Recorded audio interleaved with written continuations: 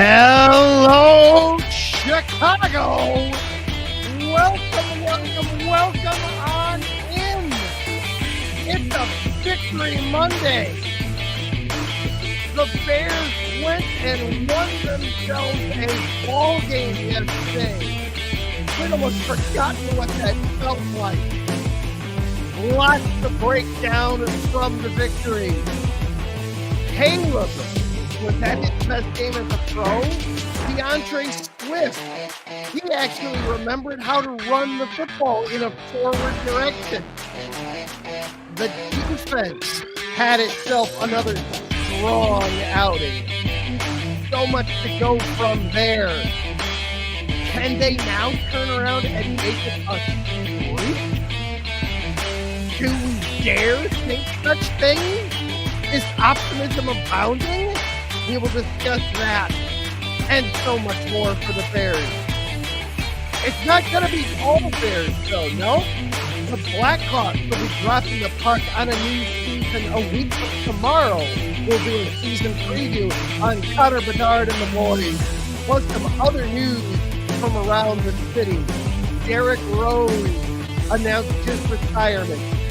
Meanwhile, the Chicago Sky are going to be having yet another head coach. And then we had a college team win a game for the first time in a long time. Lots to break down. Buckle on up. We're going to have some fun tonight. Let's go.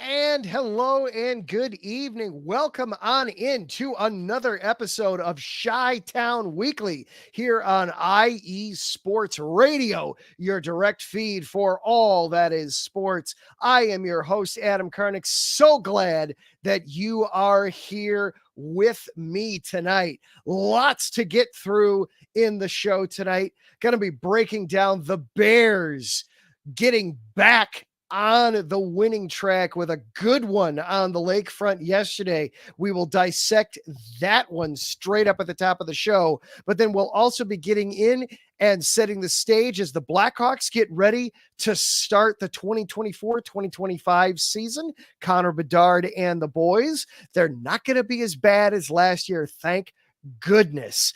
And then lots of other news from around the city that we'll have on the show tonight. Derrick Rose announcing his retirement. The Chicago Sky surprisingly firing their head coach. We'll discuss that. And then we've just got a fun one to close out the show tonight as well. Western Illinois finally got off the losing streak. So we'll have some fun to close out the show. But before we get to all that, a quick word from our sponsors, and then we will dive in on Chi-Town Weekly.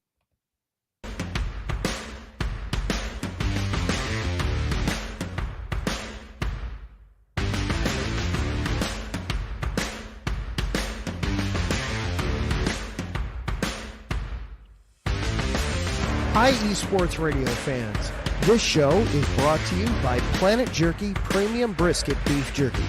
Planet Jerky is the official jerky of the 2022 California League champion Lake Elsinore Storm, single-A affiliate of the San Diego Padres.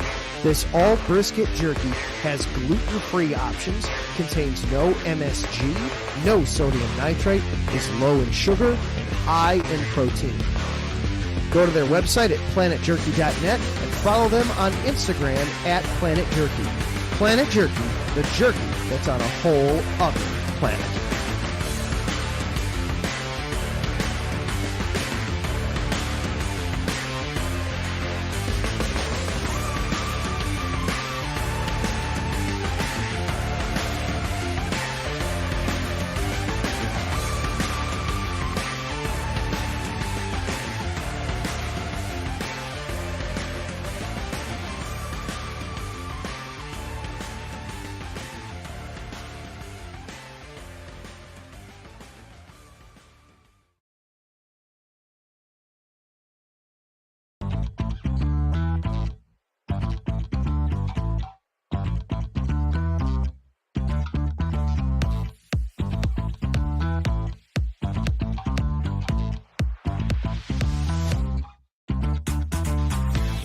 Hey there, IE Sports Radio fans. Be sure to check out our sponsor, Seal the Deal Wax Seals by Cecilia B. You just finished your very own wedding or baby shower invitations and you're looking for that extra special touch? Maybe you just wrote a letter to a relative or a friend and you want to add to their smile when they receive it. Then seal the deal with Cecilia's handmade sealing wax stamps for your invitations, letters, and gifts. You bring the deal, we'll bring the seal. You can find them on Instagram at sealthedeal_wax stamps and on Facebook, Seal the Deal Wax Seals.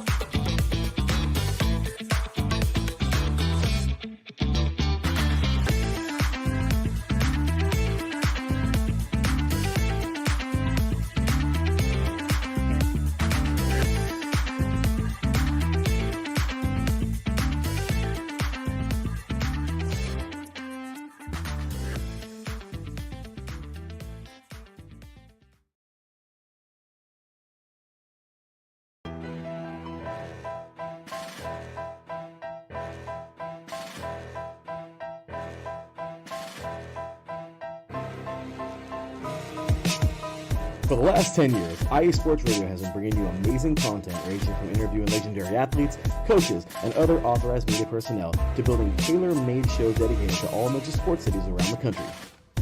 Make sure to follow us at IE Sports Radio on X, Instagram, Facebook, TikTok, and YouTube to keep up with the latest in sports and with all of our shows. Also, make sure to check out our daily updated website at iesportsradio.com. At iesportsradio.com, you can see our daily show schedule and check out all of our show pages with personal bios to learn a little bit more about each of our awesome hosts. In addition to our show pages, you can catch the IE Sports Radio blog, Hall of Fame, Fans of the Month page, and our merchandise shop including t-shirts, tank tops, caps, long sleeves, hoodies, and more. For now over a decade here at IE Sports Radio, we've continued to be by the fans, for the fans, and we thank you all for your support and for making IE Sports Radio your direct feed for all that is sports.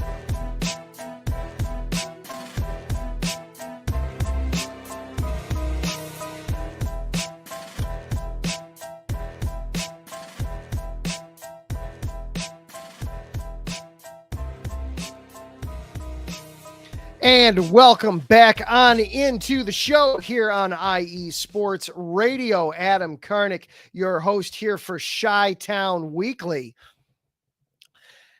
Enjoying what was ultimately a fun Sunday afternoon. It's amazing what happens when, first of all, the team wins, and second of all, they look halfway competent when they do it. Good evening to everybody hopping into the chat room. Taryn Rodriguez saying good evening. Wes Trueblood is here, and he's I know he's agreeing. Really enjoyed a fun game there. Taryn is lamenting that the Rams didn't have Cooper Kupp or Puka Nacua. I agree that they would have made a huge difference in the game, but it's why in football it is so much. It's not necessarily who you're playing, but when you're playing them that makes so much a difference. Ralph Calise as well. And then Seattle Sideline checking in, apologizing for Shane Waldron. We're going to get into that a little bit with it. Waldron did finally turn things around a little bit yesterday, but you know, while you can apologize for Shane Waldron, I will say thank you for Darrell Taylor, because he was an unsung part of that final play that sealed the victory. It was Darrell Taylor who provided the pressure that forced Matthew Stafford to short arm that final throw that then Jaquan Brisker intercepted. So, you know, it all balances out there with it. So it's all good. It is all good there with that. So the Bears, after dropping 2 in a row, finally get back on the winning ways with a 24-18. Excuse me. I mistyped it there. 24-18 victory over the Rams. It was late last night when I was typing these up, and apparently I didn't bother to check myself. So we'll just adjust that here real quick. 24-18 win over the Rams. There we go. Got that adjusted and going there. But that was that was not clean game. There were a bazillion penalties in it, but we saw life from the offense. 4 consecutive scoring drives. There was so much noise during the week. The talk about how Shane Waldron, the Bears' new offensive coordinator, was very hesitant to call guys out and very hesitant and slow to get on guys for not playing up to their potential, so much that the Bears leadership committee actually called him out and said, look, we're all professional players. We all get it. Coach us. Don't worry about bruising our egos. We'll be fine. Tell us when we're doing it wrong and tell us how to fix it so that we do it correctly. And you saw some good things out of it yesterday.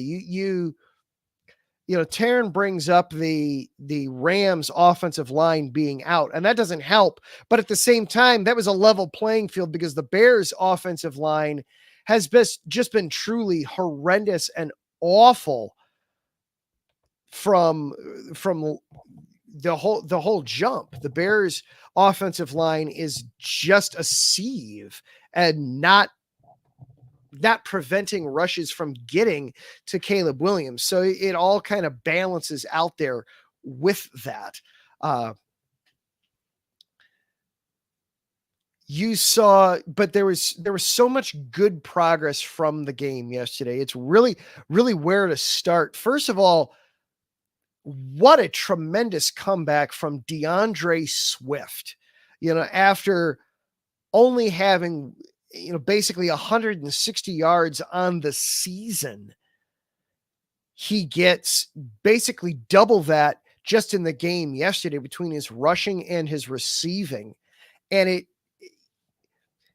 they managed to unlock him not just in the running game, but they got him going in the passing game too. And that really helped get him going, helped to free him up.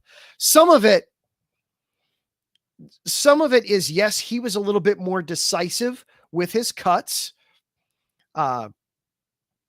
Wes is breaking down the tape for us in the chat room. So I'll bring these up here. The need for the zone runs to be effective, and just his decisiveness with his running, where it was less dancing and more make your cut and go, just hit whatever hole is there and get progress out of it. I really do think that having Roschon Johnson in the backfield as well helped. The two of them really do make for a really nice running combination there. Johnson, obviously more of the downhill, punishing, bruising type of running, and Swift trying to be more of a home run hitter. And he finally hit a home run there with his 36-yard touchdown run.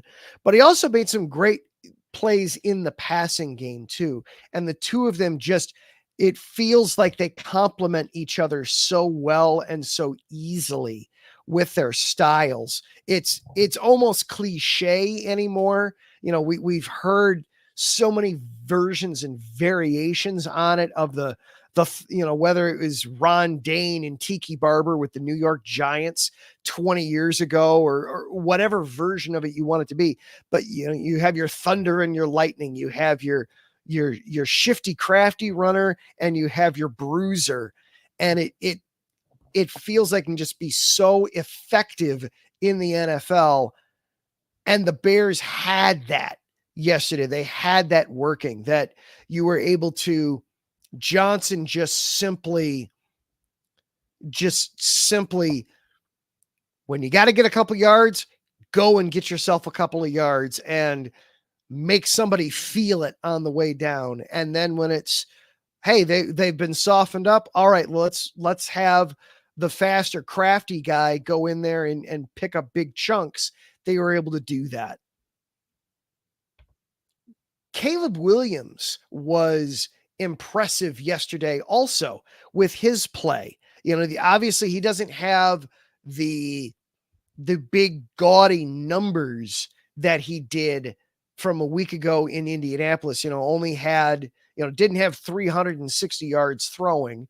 In fact, only finished the game with not quite a third of that, but less than half that. He was about 200 yards off of that total, finished with 157 yards throwing. But he didn't have any danger throws. He didn't have any throws that made you go, he got lucky on that. That could have been picked. That could have been picked. Oh no, that one did get picked. Everything is Wes enjoying that. Yeah. Dunn and Allstott, Dane and Tiki Barber. Unfortunately, now my brain's not going to come up with more of them off the top of my head. But oh yeah, the quick back and the thunder back. Oh yeah, it works. It's worked so well in the NFL over the last 20, 25 years. No reason to not keep doing it, especially when you've got a rookie running back. You may as well do it. You may as well keep it going like that. But Caleb Williams had what was arguably his most impressive game of the season to this point yesterday. Didn't have the gaudy numbers, but he was accurate. He made his way through his progressions, and he never put the ball in danger, while at the same time, he made some impressive throws. That throw to Cole Kmet down the middle of the field, where it was just over the top of the linebacker, but well in front of the safeties, so that Kmet was able to get a first down. That was an impressive throw.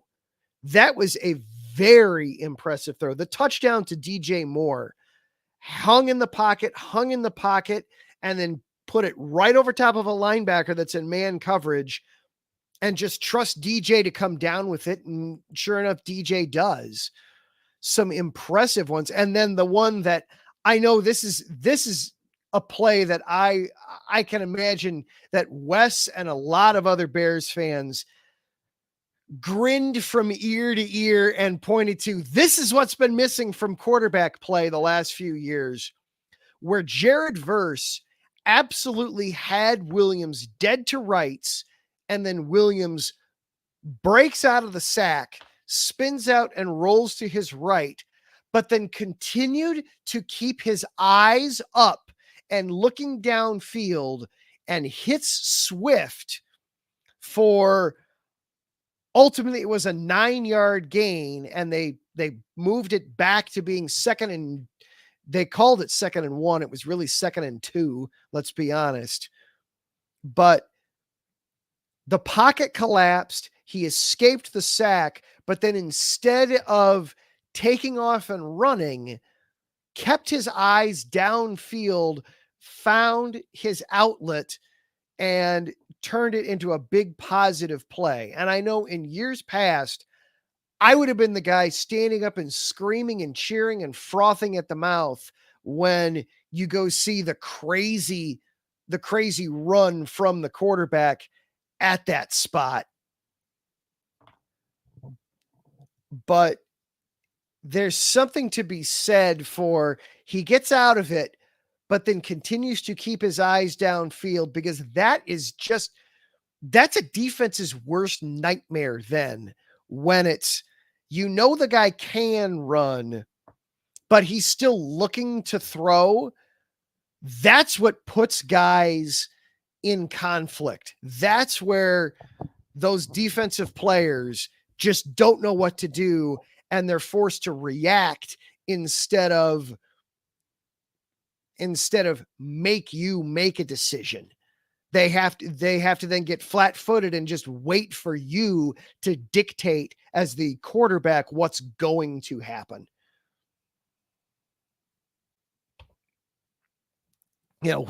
Wes again giving some great dialogue here, just loving the throws, just loving some of the great throws from Williams yesterday. And then, of course, you have the defense and the special teams. First of all, the defense had a terrific game overall. Those first couple drives, boy, Stafford was carving them up. You know, it was not good to start. That initial third down, as soon as Stafford converted that, you just had the feeling of, oh boy, this could get bad. This could make for a long day if they're just going to continue to move down the field like this all day long. But give the defense credit. They got the stops when they needed to, and they came up with the big plays. Jaquan Brisker obviously had the game-sealing interception, but that was just an amazing day for him all along. 12 tackles, 2 of them were brought down for a loss, 1 sack. He defended a pass. Of course, the game-sealing interception had another pass intercepted in the first half that got overturned via replay where he just wasn't able to reestablish himself in bounds. That was an amazing game for Jaquan Brisker, though to me, arguably the biggest play that he made was one where he really didn't even get credit for. The drive before the game-sealing interception, where the Rams had the ball inside their own 10. They were facing third down, and I think it was 6. And Stafford managed to get the ball to Kyren Williams, and Williams was in some space, and he had some momentum. Jalen Johnson did a good job of slowing him down, but I felt like Williams' momentum was taking him in such a way that he would have been able to fall forward and stretch for the first down. And Brisker came down and stood Williams up and made sure that there was no way that momentum was going to carry him forward to get the first down. Because we've all seen, especially when it's a veteran quarterback at the helm, that once they get that first third down, they can start moving and moving and moving and moving. And the next thing you know, they've marched the entire length of the field, scored a touchdown, and now your offense has no time left on the clock and has to get down into quick scoring range. So that was a massive stop. Johnson gets credit for the tackle, but Brisker came in with a huge assist on that defensively. Another big defensive day that I would be remiss if I didn't bring up, Gervon Dexter. Gervon Dexter, he officially gets credited with 2 tackles, but 1 for a loss, 2 quarterback hits, and a sack. His 3rd sack in 4 games. We talked during the preseason about how important that 3 technique position is to this defense, and that Dexter was going to have to be able to get regular, consistent pressure and penetration out of that spot. A month into the season, he's getting the job done. He is leading the team in sacks with 3. He's got 7 solo tackles, 3 tackles for loss already. And I want to get his quarterback hits number up here. And of course, I'm not seeing it right now, but he is generating pressure from that interior that is going to pay dividends. Teams are still obviously keying on Montez Sweat, who he was able to get in and get a sack, get a big sack and force fumble yesterday. He did a great job there in jump-starting the Bears offense, helping to jumpstart the offense a little bit with that. but Dexter is having a terrific job so far early. And once teams start recognizing that and thinking, hey, we can't just ignore him on the inside, that's going to help Sweat on the edge. That's going to help Taylor on the edge. That's going to help Austin Booker, anybody else that they put out there. When other teams are starting to realize that they can't just ignore Gervon Dexter. So some great things happening there. And then finally, Tory Taylor. My goodness. What a, after the draft, everybody kept saying, oh, you're going to love, this was a great pick, guys. Seriously. This punter is worth it in the 4th round. If they hadn't taken him, other teams were lining up to do it. He was not going to be available any later than where they took him. You were going to have to get this guy. Wow. What a game for the rookie, for the Australian rookie there. With his game yesterday, punting 3 punts downed inside the 20-yard line. Of course, the 66-yard bomb that completely flipped the field. But then the one that honestly, to me, the last one was the most impressive one, where for whatever reason, the Bears opted not to take a delay of game penalty and give him 5 more yards to work with. I don't get that. I don't understand that from Eberflus's perspective. That was the whole reason you put the offense out there was, hey, let's see if we can make them jump. And if they don't jump, fine, we'll take the 5-yard penalty and give Taylor 5 more yards to work with. For whatever reason, they chose to use a timeout. Taylor made it work. It was fine. Okay, I don't need the extra 5 yards, and pinned it perfectly inside the Rams 10. Just a beautiful job by Tory Taylor. What a terrific job for him. I couldn't tell you offhand the last time that a punter won Special Teams Player of the Week. If somebody wants to research that and look that up, go for it.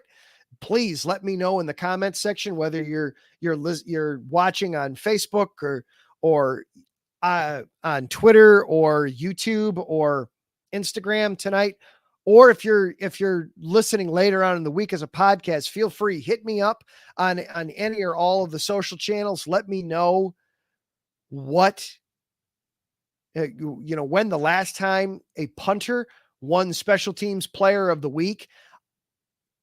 Tory Taylor legitimately has a shot to win Special Teams Player of the Week. That was impressive yesterday, an impressive job by the young man, and you can see why they were so keen on him.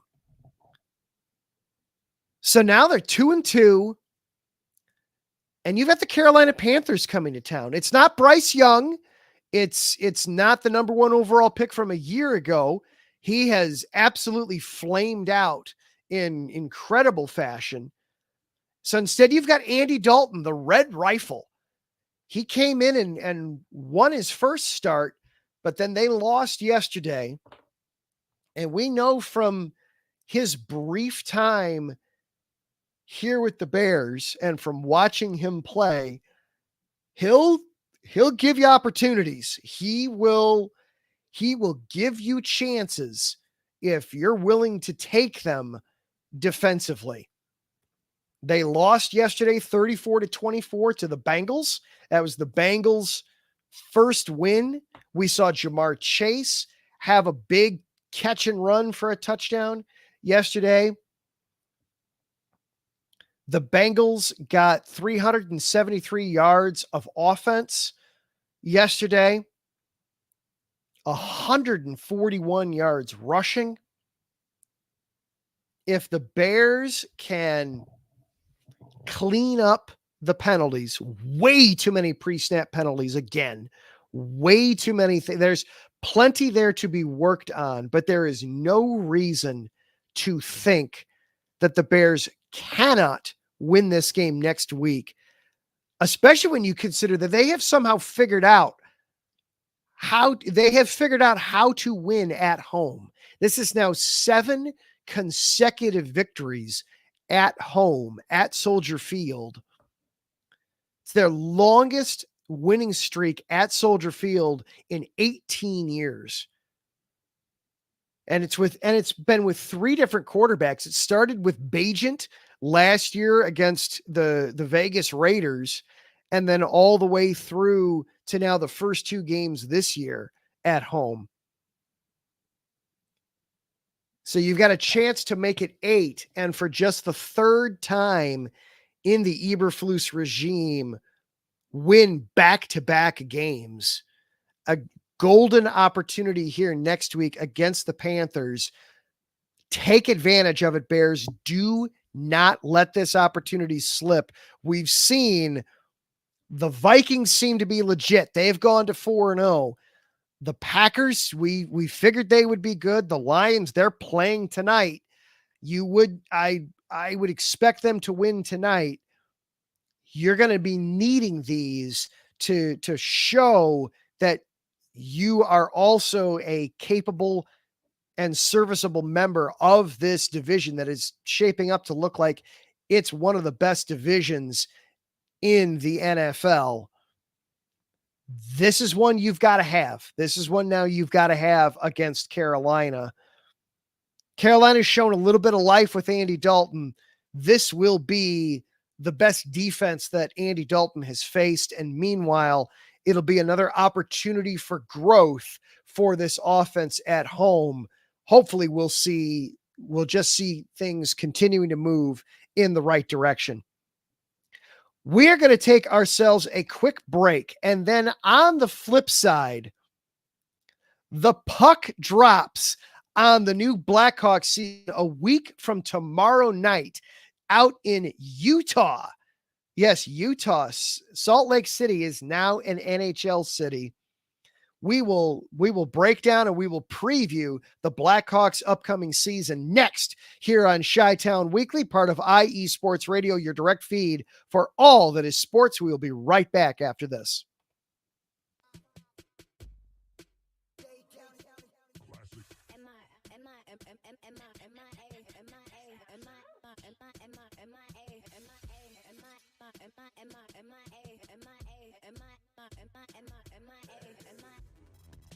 Welcome to the 305, aka the Magic City, and this is Magic City Scoreboard. I'm your host, JB, and right here we're going to talk anything Miami. Miami Dolphins, Miami Heat, Miami Hurricanes, Marlins, Panthers, Inter Miami, and even high school football. So join me once a week right here on Magic City Scoreboard on IE Sports Radio, your direct feed to all that is sports.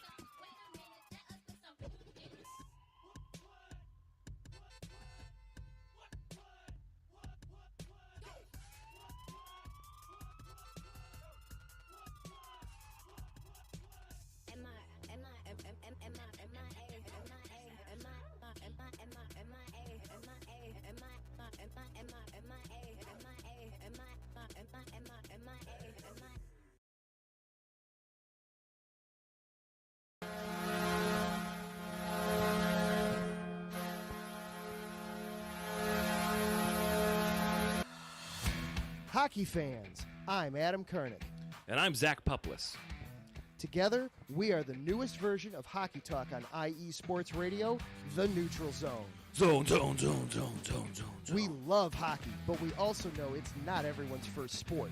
So we want to make this show as much for new fans as for the diehards.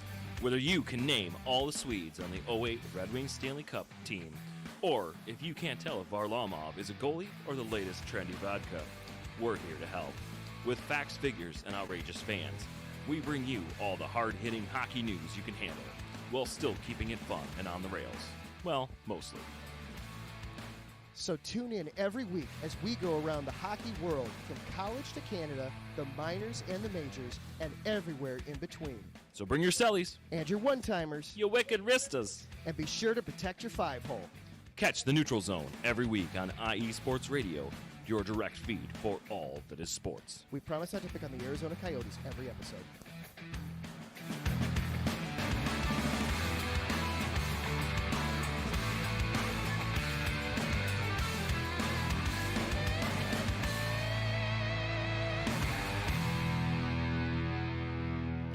And welcome back on into Chi-Town Weekly here on IE Sports Radio, your direct feed for all that is sports.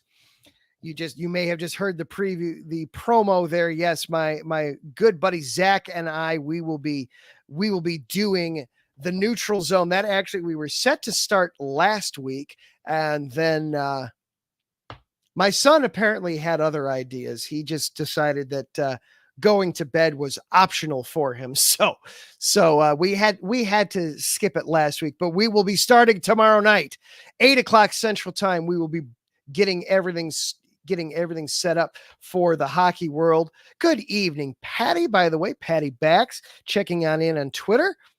And then, thank you, Ralph, jumping in and actually doing the little bit of research for me. It was actually the last time a punter was Special Teams Player of the Week was just last week for the Detroit Lions. So there we go. It wasn't that long ago at all. So precedent there. I would absolutely expect and look to see that Tory Taylor would get the player of the week, special teams player of the week there. Wouldn't shock me in the slightest. But let's change gears a little bit now, and let's talk some hockey. A week from tomorrow will be the start of the Blackhawks season. The NHL actually gets the full season underway actually later this week.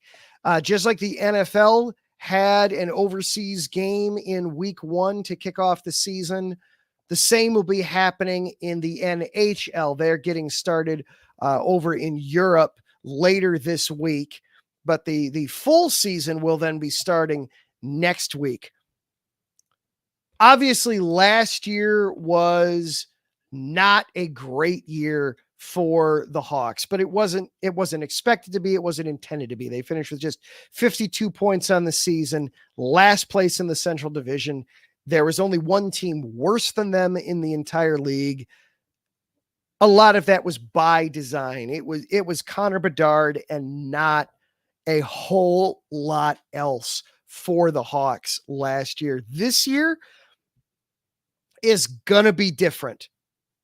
First of all, they have a captain now, Nick Foligno, who joined the team last year and immediately embraced and succeeded at playing the big brother mentor role to Connor Bedard, was officially named the team captain last week. And it's an excellent choice for the Hawks. The first captain they have had since Taves left the team. Taves still hasn't really officially retired, but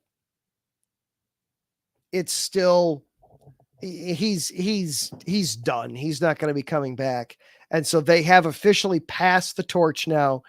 And it's not Bedard, but it's Nick Foligno will be the new captain. An excellent choice. Love seeing that. That's some terrific veteran leadership for so many of the guys. Bedard especially, he was the leader on that bench, in that locker room, but now it's officially being recognized as such. So congratulations to Foligno. Also props to the Blackhawks.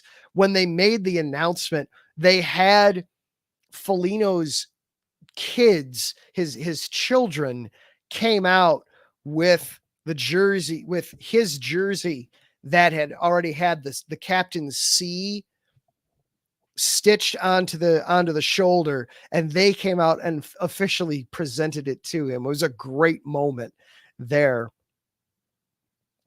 The other big difference for this season is there's legitimately going to be help for Connor Bedard. Tyler Hall missed almost all of last season. He is healthy now. He's going to play. Andreas Athanasiou, he's healthy. He's going to play. But then they brought in significant help. Oh, thank you, Larry. Good evening, Larry B., the czar and overlord of all things IE Sports Radio. Thank you, sir. Joining into the show tonight. You've got coming in, Tyler Bertuzzi comes in to help relieve some offensive pressure, give somebody else that defenses have to adjust to, have to account for, have to play against. Because the problem so much last year was that if Bedard's not on the ice, there's nobody to worry about on this team. Just wait them out, wait till they take a weak shot from an easy place to make a save, clear it, and then go down there and put pressure on this bad defense. And if Arvid Soderblom is in net, then it's just going to be a piece of cake and you'll put it in the back. Bertuzzi gives somebody that defenses have to play for. They have to play against. They have to adjust for. And then welcome back Teuvo Teravainen, most recently of the Carolina Hurricanes, but Teravainen broke into the NHL with the Hawks. He was part of that final championship team nearly a decade ago.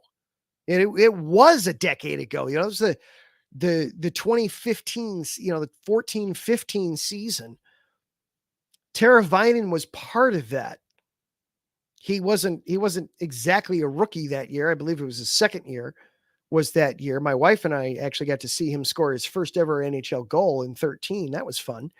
But he returns. He is back with veteran presence and leadership now, coming off of some terrific runs with the Hurricanes.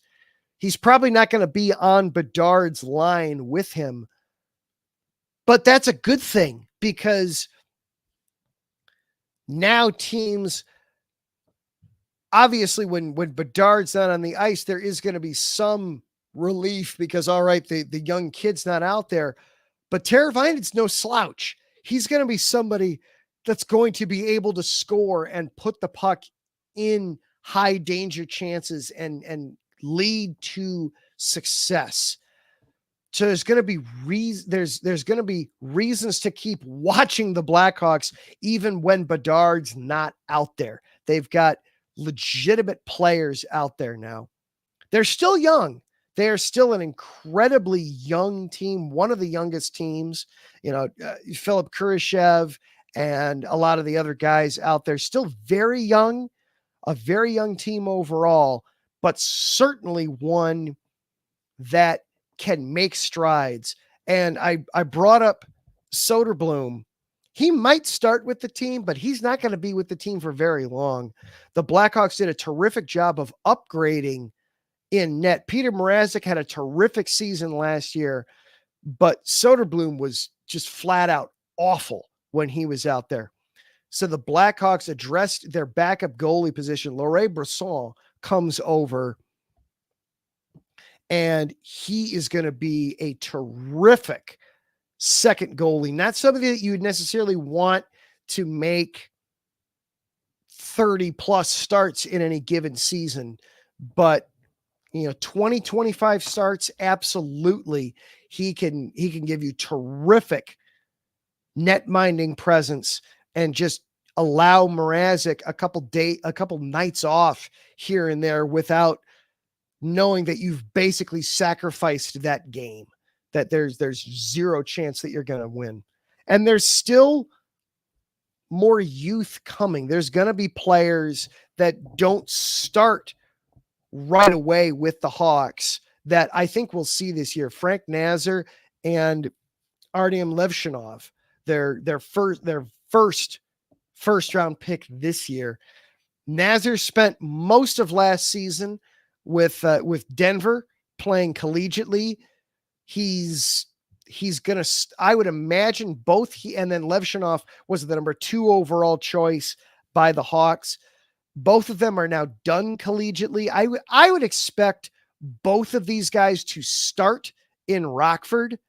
That I wouldn't think that either of them are necessarily going to start with the big club this year, but I wouldn't be surprised if by January 1st they're both up and just giving more energy, more presence, and getting valuable experience for this season. I'm not ready to say that the Hawks will be ready to make the playoffs this season. I was listening to a breakdown of the Hawks. I was getting ready for tonight, and it was pointed out that the last 2 uber generational talents that we've seen, one Sidney Crosby and another Connor McDavid, they both did lead their teams to the playoffs in their age 19 seasons. I don't know necessarily that we're going to see that this year from the Hawks. I just don't know that they're quite ready to make that. That's a huge jump, to go from 52 points a season ago to the 92, 95 point range that they're realistically going to need to be at in order to make the playoffs. I don't know that they're ready to make that jump, but they're certainly going to be more competitive, and it could be March before, it could be mid to late March before we're really saying, yeah, they're done. Unlike last year where it was basically as soon as Bedard got injured, it was okay. They're done. They weren't going anywhere anyways, but now they're really done. I'm not ready to say playoffs yet, but they're going to be a lot of fun to watch, and they're going to be it's going to be very obvious and very noticeable that the playoffs are in the very near future for this club. It's going to be very exciting to watch. All right, we're going to take one more quick break, and then there's a lot of news that happened last week, right at the end of the week in Chicago. We will break some of that down, including remembering a legend that officially retired last week. This is Chi-Town Weekly here on IE Sports Radio, your direct feed for all that is sports. We will wrap this up and put a bow on this right after this.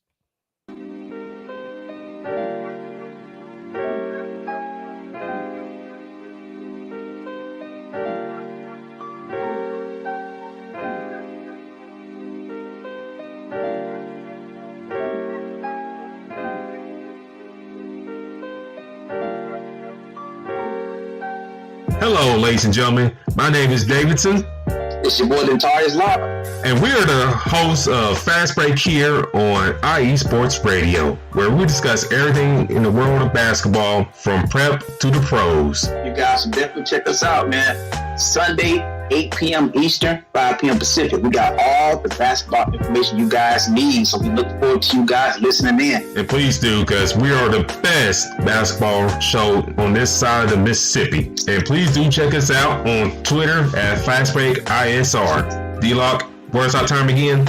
8 p.m. Eastern, 5 p.m. Pacific. That gives you guys plenty of time on a Sunday. Tune in.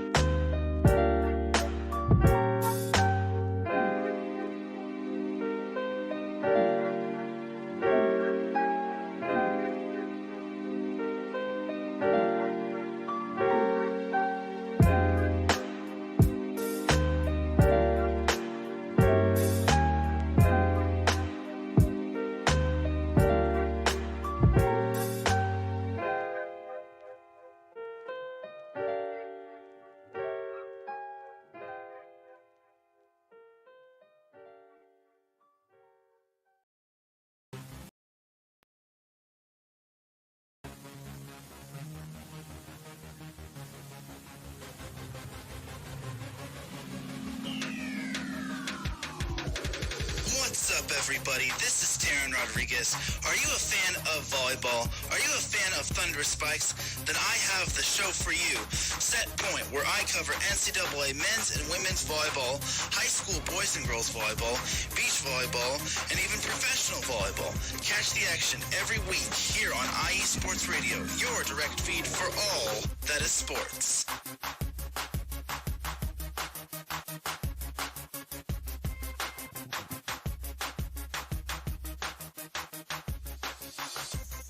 And be sure to check Set Point right after us here on IE Sports Radio.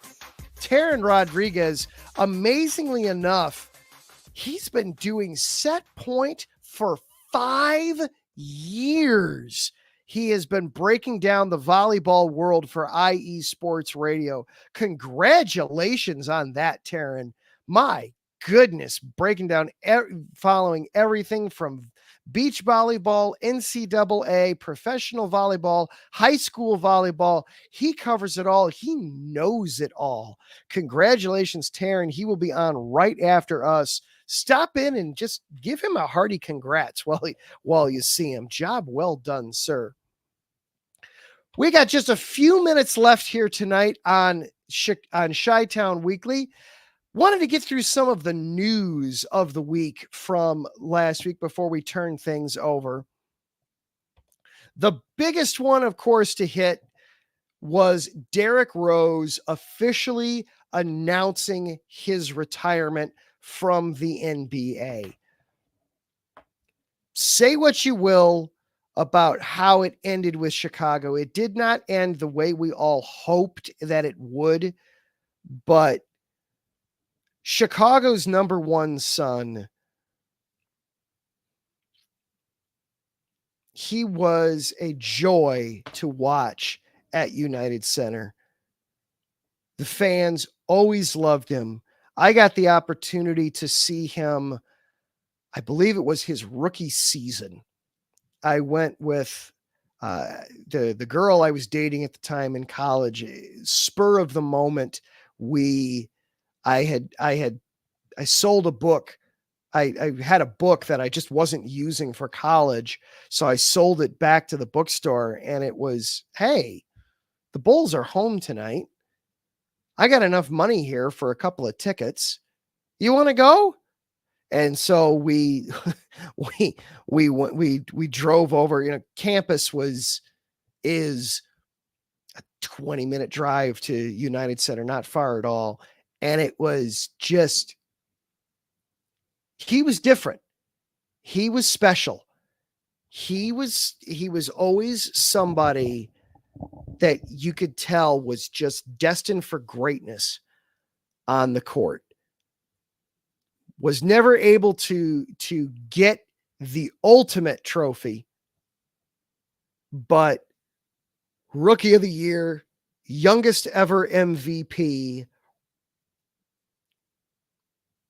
and the absolute face of an organization and of a city for several years there. He was an exciting, exhilarating player to watch. Of course, the knee injuries, they'll always be, those two knee injuries will always be the greatest what if in Chicago Bulls history. But Derrick was always exciting to watch. And anytime he came back to United Center, whether it was with the Knicks or the Pistons or the Timberwolves, he always got love from the crowd and the faithful there at United Center. So congratulations to Derrick. I truly and genuinely hope that he's able to enjoy his retirement now.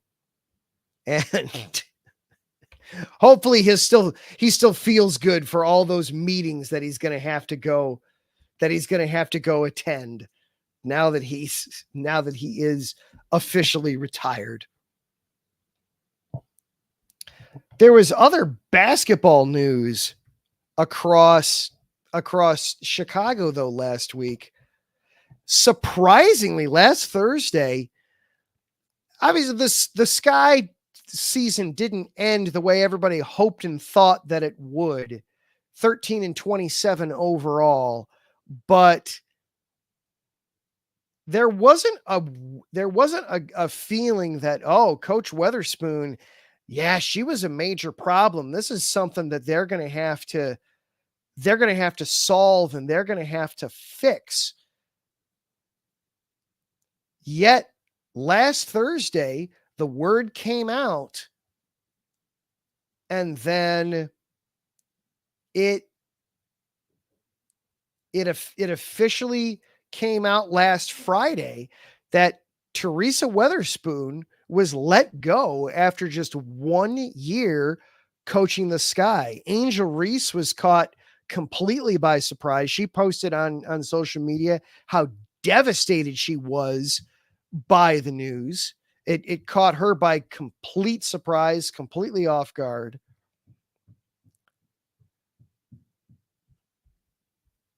But from reading Annie Costable of the Sun-Times, friend of the program, and some of the other writers, it seems like in the exit interviews, a lot of players were less than impressed with the way Weatherspoon handled the season as a whole. And so the Sky chose to make a move.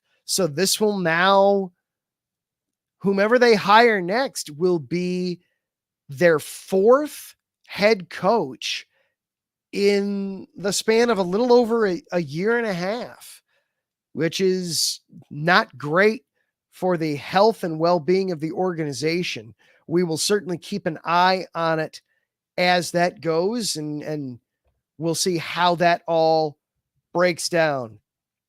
And then one last bit of news and some fun to have before we close out the show tonight. Congratulations to Western Illinois football. The Leathernecks came into this past weekend on a 27-game losing streak. It had been it had become basically a running gag at college football that, oh boy, how are they going to do this week? Who's Western Illinois going to lose to this week? The laughing can stop, the chuckling can stop finally. Western Illinois beat McKendree 49-32 to get the victory and snap a 27-game losing streak. It was their first win since beating Illinois State back on October 30th, 2021. So their first win in nearly 3 years. Congratulations to Western Illinois on getting the victory. That is going to do it for our show here tonight. A big shout out and, of course, a thank you again to all of our sponsors. Planet Jerky, premium brisket beef jerky, the jerky that's on a whole other planet. Seal the Deal Wax Seals. You can order there at iesportsradio.com/seal the deal wax seals. And of course, a shout out and thank you to IE Sports Radio, without providing the platform, this show and none of the others on the network would be possible. So thank you to them. Thanks to everybody that hung out in the chat room with us tonight. Seattle Sideline, West True Blood, Ralph Police, Patty Back, Larry B, and of course, Aaron Rodriguez hanging out in the chat room with us tonight. Thank you to everybody there. Karen Rodriguez will be coming up next, celebrating 5 years of Set Point, breaking down everything happening in the world of volleyball. Finally, thank you, the listener. Whether this was your first time catching the show or you've been here for all 201 episodes, thank you for being here. Like what you heard? Let people know about it. share the show. We are available anywhere you get your podcast. Let people know about the show. We will see you next week. We'll be breaking down the Bears-Panthers game. I will also be doing a deep dive and a review on both the White Sox and the Cubs as their seasons have come to a close. All that plus more. We'll see you next week. Until then, be safe and bear down.